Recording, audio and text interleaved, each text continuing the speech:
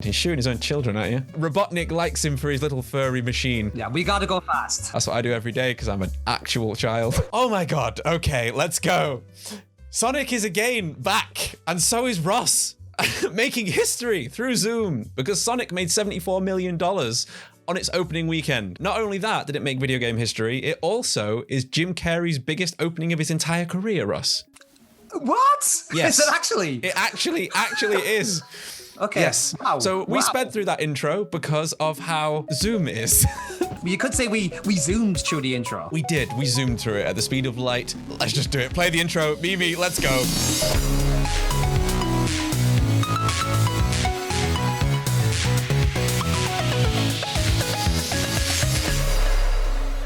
Okay, so Ross, getting fast into this before Zoom runs out and anything else goes wrong. Yeah, we gotta go fast. We gotta go fast. We gotta go fast through this, which is very apt. Sonic this time to me, it felt a little different, in my opinion. He wasn't quite the dweeby nerd as he was in the last one that was all shy. He was quite overconfident. He was ready to go, a bit more like the games. What did you think of the portrayal of the blue blur? Firstly, Ben Schwartz. I just like an absolutely inspired choice to play the voice of Sonic. I mean, the guy is Sonic in real life. I mean, he talks super fast. He's all like quippy and jokey and like nice and polite, but also kind of like, So I feel like he genuinely is Sonic the Hedgehog, like, which is amazing. As for the portrayal of Sonic in this film, you're completely right. He's a very different portrayal than he was in the first movie because, like you said, in the first movie he was very much the little kid finding his feet, whereas this time round he's more like actually Sonic from the games, and he's more like skipping people and joking around and So yeah, he's he's full on chili dogging out in this one as well, isn't he? Like he's living up to the name. He's living up to the name. He's more like Sonic in the not the Sat AM cartoon, but that the dark one. Yeah. The Adventures of Sonic the Hedgehog, the ridiculous one with Grounder and Scratch. He's more like the Sonic from the one with the band. That's the one with the band, right? No. That's the third. Oh, that's sorry. Grounder and Scratch is the chicken robot and the little guy with the wheels, isn't he? Yes, they actually are in Sonic 2, because in Sonic 2 there's like the Grounder and the drill guy. And is it in Labyrinth Zone? It's not Labyrinth Zone. It's the third. Everybody forgets about it. Nobody knows what it's called. There's like waterfalls and stuff in it. And then the other guy is on the Sky Fortress Zone. He's like the chicken guy, and he shoots eggs out of a gun. That's weird if you think about it, that he's a chicken. He's shooting his own children at you. Oh, I never thought about that. I wish I didn't as Gets well. a little bit dark. In terms of like darkness in the film, right? I actually thought this was much more kid-friendly, because the first one, were you surprised by like how much emotion was in it? Because I kept finding my heart in my throat in the first one. I was like, oh my god, he's like a little kid and I'm worried about him. Whereas in this one, I don't know, it felt much more cartoony. It was much more aimed at kids, I thought. It was definitely more aimed at kids, yeah, and especially more than the first one, but it did have moments that actually got me of like real kind of, it was more like understated heart, and like I don't want to spoil anything about the film really, because I think it's worth going in very fresh, but there is a particular relationship in here, and look, it's not spoiling anything to say it's between Sonic and Tails, but there's a particular kind of moment and there's some understated things between them that's really actually like genuine and innocent and heartfelt, and I think it actually, and maybe it's just because I love those two characters and I know the history between those characters, and I think it hit home maybe a lot better than the kind of relationship between, you know, Sonic and any of the human characters in the first one. I think that's obviously because, look, I have a bias towards, you know, Sonic and Mobius pals, shall we say. Yes, yeah. No, I agree. I think the human element of this film, and this is something I want to, because we were like speeding through the intro and stuff, I didn't explain what we're going to do this episode. So the first part of this episode is going to be an independent episode that is going to be spoiler free and just talking about our thoughts in brief. And then the second part of the episode is going to be released a week later, which is going to be the spoiler part. So we can talk about story stuff later on. But this first part, I thought we'd just talk about characters and how we felt about seeing the film as it was. So I agree that the human element is toned down massively. They almost feel like the C plot, like just pushed over as an excuse. And predictions for the later on, if they do more, I'm going to say, before we get into later on, I imagine the human characters may go all together. That's just my thought. Okay, I would say I disagree with that. I think... Well, leave! Yeah. Zoom's gone. I don't know, but to back up my point with that is that so there is like there is a definite, and I actually appreciate this because like a lot of people are like, I would have preferred the human characters to have less time on screen. And look, I'm in that category, but at the same time, I appreciate that there's a certain continuity there between what they did with the first film and what they did here. Like there was a certain amount of, we know this isn't what fans are going to love and respond to, but at the same time, this is the universe that we've set up for Sonic. So I actually think that they're going to keep that going forward. And I have a little bit of respect for that because I'm like, it's not where I, as a Sonic fan, I'm not like, that's what I go for. You're not there for the wedding. I'm not saying, although you got to admit that some of that wedding scene was laugh out loud, like hilarious. Yes. I will say, like, of the characters that we got, I mean, there's I have definite favorites. I'll say first, like, Knuckles is my absolute favorite in this. From someone who was so like, why have they chosen Idris Elba? Are we going to get a Cockney Knuckles?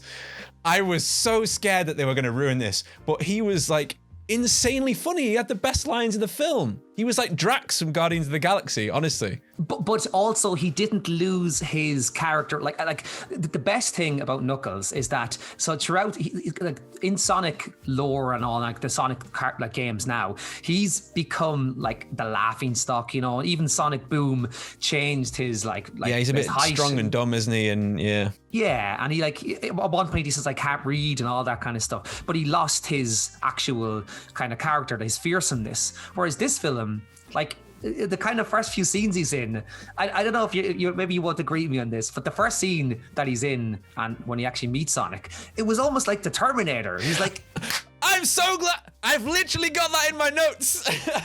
This wasn't rehearsed, by the way. This isn't something I do. Oh my god, yes, I literally had that in my notes. He turns up like a red Terminator, I've put, and what was I put? Robotnik likes him for his little furry machine. I just love that he's 1,000,000% muscle. He loves grapes. I do enjoy the planet's grapes. I don't know what else I can say about him. He's So do you know the grapes thing, by the way, is actually like it's that's lore, right? Yes, because it was in the instruction booklet in Sonic and Knuckles that likes fruit, really, especially grapes. Wow, that's what I didn't know where it came from. I'm so glad you told me that. I really am glad you told me that, man. That's amazing. I'm just so glad about the Terminator thing because that was all I could think of. All of our listeners know that we like Terminator films, so I think they will have known that by now.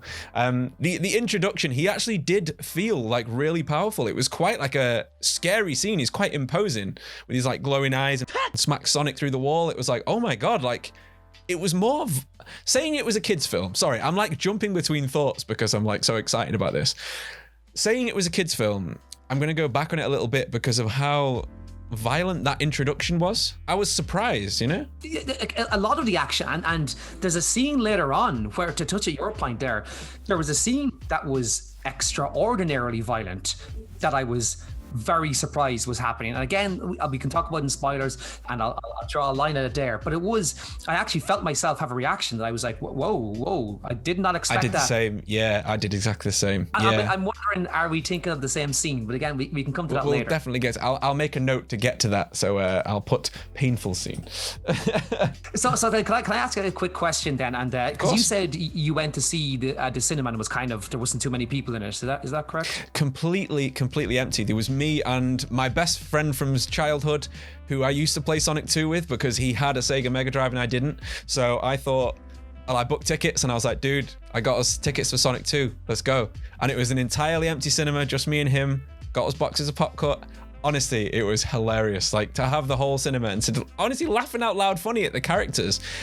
It really did hit something that I didn't think it would after the first one hit so hard.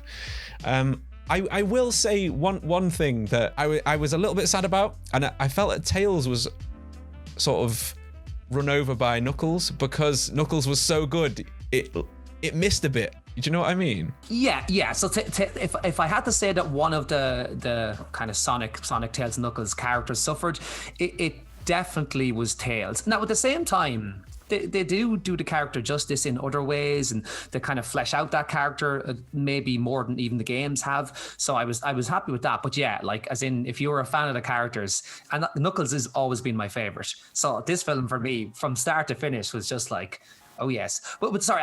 The question I wanted to ask you though, and you kind of answered it in what you said there, which is great. But like, did you laugh, like actually a guttural, proper laugh throughout this film? I did. Quite a few times. Almost unexpectedly. There's some lines that Jim Carrey has. There's a Linkin Park line that I was like crying laughing at. Tell the listeners if you like. I mean, I don't think that'll be too much of a spoiler with it. It's definitely not a spoiler. He's just trying to say that somebody has either not useful to him, and he says you're about as useful as a backstage pass to a Linkin Park concert. And I mean, like, what is this in a 2022 film? But the ridiculousness was intentional. That's what I liked about it. It was all the film knew what it was trying to do. There's parts that happen that you're like, come on. But I'm glad you laughed as well. Yeah, no, it was very self-aware. And like, speaking of moments of comedy and Jim Carrey, I was surprised at the first film, basically, that they even cast Jim Carrey. Like, I'll say that when they cast it, I was like, oh, like, he's not doing that kind of acting anymore. But I enjoyed it. I'll say, I like Jim Carrey. He wasn't the best bit of it, but he was good. But in this one, full-blown maniacal Robotnik was amazing. He was so much better. The big mustache. Like, when I saw the trailer for this one and I saw the big crazy mustache, I was like, okay, that's brave. But it works. It really does. And it shouldn't work, but it does. Jim Carrey as Robotnik, none of it should work. Like, from start to finish, it shouldn't work. But he's and especially, like you said, compared to the first one, where look, he's really funny in the first one, but it's just Jim Carrey in Sonic the Hedgehog. Whereas this one, I could see it was Dr. he was really Robotnik. going for it. Yeah, he was really, really going for it. And I think it helped that he was only really in the scenes mainly with Knuckles and with the other CG characters, because it made him fit in as a cartoon character. Exactly. He was like straight out of the Sonic games, which all the Sonic characters are. And again, that does lead to the as I said earlier, the kind of one issue that it does then make the others that aren't from that stand with a little bit more, you know? So like there is I know we said the wedding scene earlier, but I got to get your opinion on this. What is your opinion of that whole extended scene? The extended scene? What, the whole wedding part? The whole wedding part, yeah. It definitely detracts from the rest of it. And I think that, I don't know, James Marsden as Tom Wachowski, for any listeners who haven't seen that part yet. Also, obviously, he played Cyclops in the X-Men films, if you don't know who we're talking about. I think he was quite underused in this film. Like, in the first one, it was nice, like, to have him as almost like the father figure. And it does kind of play to that. But I don't know, it felt like I was watching like a random Paul Rudd film in the middle of it. It just sort of detracted it. And it did feel like a way just to get them out of the way of the Sonic characters. What an apt description. Like a Paul Rudd movie. Just a Judd Apatow Paul Rudd film happens for 15 minutes, and then it's like, oh yeah, sorry, Sonic's over here. Forgot we're gonna about go back that to guy. the kids stuff now. It's the bit to distract the parents with. But the thing is, the parents in the cinema watching that are us. The parents are our age, you know? Like the first film, I know it's sad, isn't it? Like, oh my God, 31 next year. Oh God. Yeah. That's because that's old. So, yeah, I'm older. Hey, with your grainy camera, you can't tell, Ross. You look like a young boy. Yeah, exactly. Where's the leave button on this again? No, I just think they needed to realize that we are the parents era and we're there to watch it anyway. Like the first film felt aimed at us anyway. It felt more like it was aimed at the 30-year-olds watching it. Whereas this one felt more aimed at the kids who you were taking along to it. Not that it was bad, because I enjoy kids' films. You know, like I like cartoons. I watch a lot of cartoons. I watch a lot of random shit. I love, what's it called?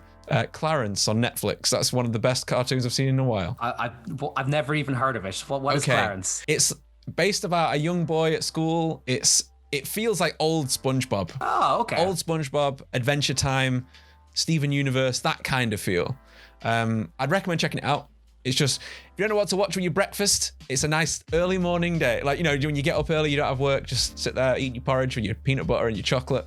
That's what I do every day because I'm an actual child. and you're happy. I feel like I'm happy with it. The key element you missed there. Yeah, exactly. How my aorta and my cholesterol is doing with it, we're yet to see. We'll worry about that later. Yeah, we'll worry about that later. We'll worry about that in part 2. And speaking of which, we should probably get into part 2, the spoiler part, so we can actually like unpack, because there's definitely more in that. Good, because I have a very specific question for you that it requires spoilers, but I really want your take on it, especially as a big video game guy. This is so key to video game films. Oh my god, I'm scared now. I'm scared. Oh yeah.